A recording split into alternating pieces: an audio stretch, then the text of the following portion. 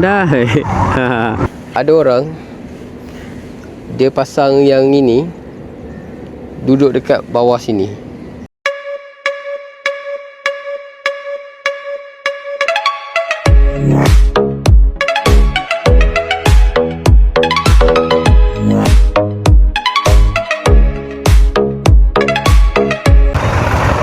Hello guys, welcome back to my YouTube channel. It's outdoor.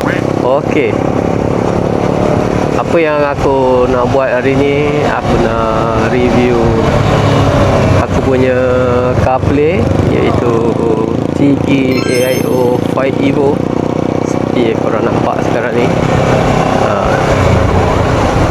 Aku dah pakai CarPlay ni kurang lebih 1 minggu. Jadi aku akan share sedikit harness review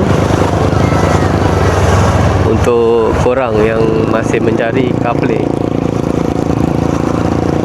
Sebelum tu, apa kegunaan CarPlay sebenarnya? Tu kita akan bincangkan. Okey, CarPlay ni guna dia untuk kita navigate,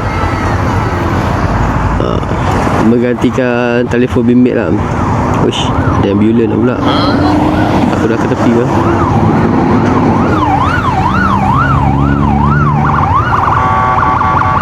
Lalu orang ni dah nampak ambulans, bagilah kerjasama benda basic je. Mana ni? Oh, pandai.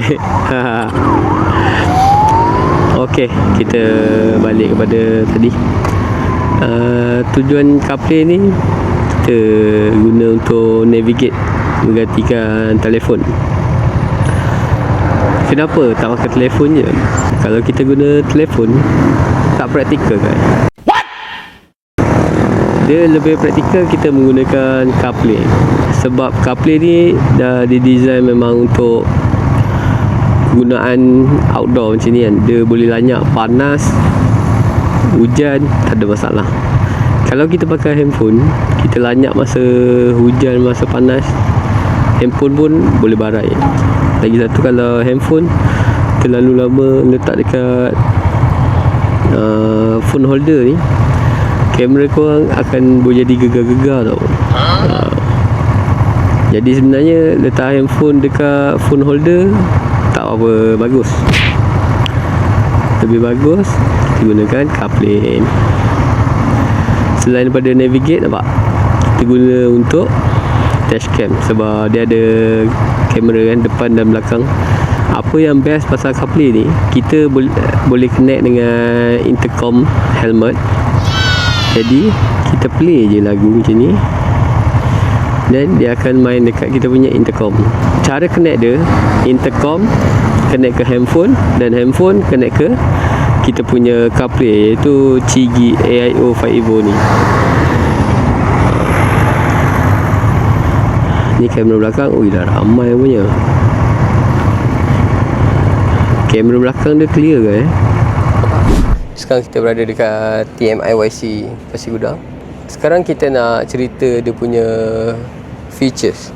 Antara features yang ditawarkan oleh Chigi, dia ada action camera control. Jadi dekat action camera control ni, dia ada sediakan 3 brand, iaitu DJI, Insta360 dan juga GoPro.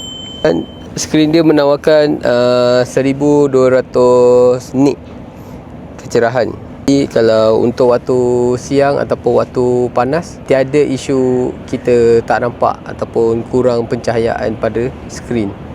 Selain tu, dia menggunakan 60 fps. Jadi bila 60 fps ni, korang punya skrin akan lebih smooth.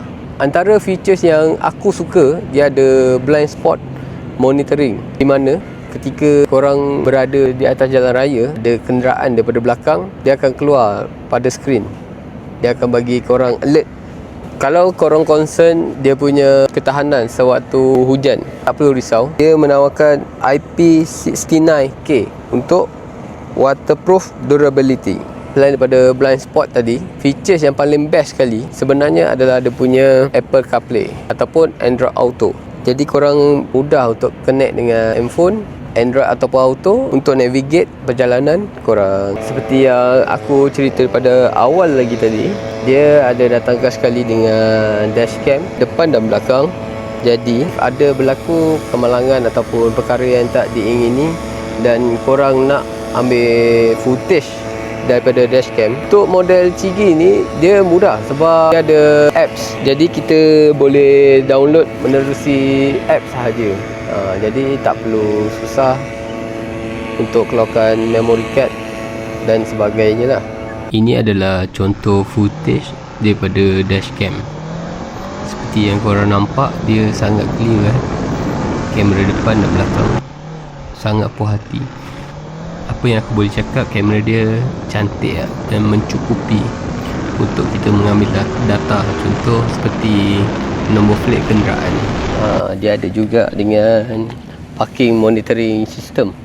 Maknanya kalau kita ada di hadapan ataupun kita ketuk-ketuk ke, kita gerakkan dia, dia akan auto record lah depan dan juga belakang. Untuk parking monitoring system, korang boleh adjust dia punya sensitivity sama ada nak low, medium ataupun high.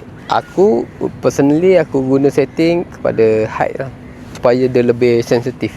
Okey, seperti yang korang tengok, bila dia rakam dalam mode parking, dia akan keluar dekat skrin tulisan P. Ini back untuk kamera belakang dan F front untuk kamera depan. Dia akan keluar perkataan P tu. P bermaksud mode parking. Sekarang aku nak tunjuk aku punya wiring ataupun pemasangan. Seperti yang korang nampak dekat diagram, kabel merah aku sambungkan dekat positif dan kabel hitam dekat negatif. Kabel kuning aku sambungkan dekat ACC. ACC fuse yang aku pilih kat sini aku letak dekat ignition. Jadi untuk sambungan dashcam depan dan belakang, korang sambung aja ikut yang dia dah bagi. Tak perlu risau, senang je. Yang leceh pada aku untuk kekemasan, untuk laluan kabel, macam mana korang manage daripada depan dan belakang pergi ke port bateri dan cara korang nak simpan. Itu yang penting. Lagi satu, dia ada sekali untuk GPS. GPS tu pun korang sambungkan je macam biasa dan korang letakkan dekat tempat yang sesuai lah. Tak kisah kat mana, tapi tempat yang sesuai. Ikut saja arahan yang diberikan. Untuk laluan kabel belah depan ni, aku lalukan macam ni. Dia lalu sini ke tepi dan aku selitkan dekat sini. Baru tak keluar ni. Selitkan kat sini dan dia pergi ke belakang ni. Ini kabel dia. Aku dah sorok dekat dalam. Aku lalukan dekat sini.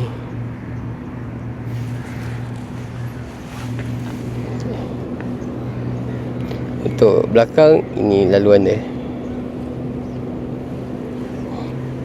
Okey, sedikit tips kalau nak pasang dia punya holder.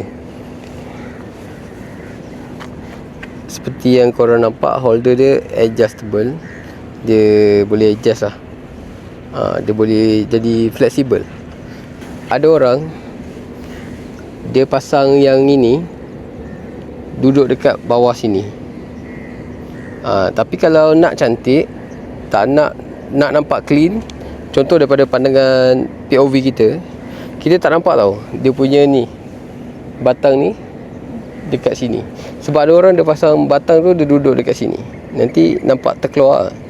Pada aku tak cantik. Jadi untuk POV mata aku alihkan dia untuk belah tepi. Jadi bila POV aku sendiri, dia clean lah, nampak macam tak ada holder tu. Okey, itu tips yang aku boleh kongsikan lah.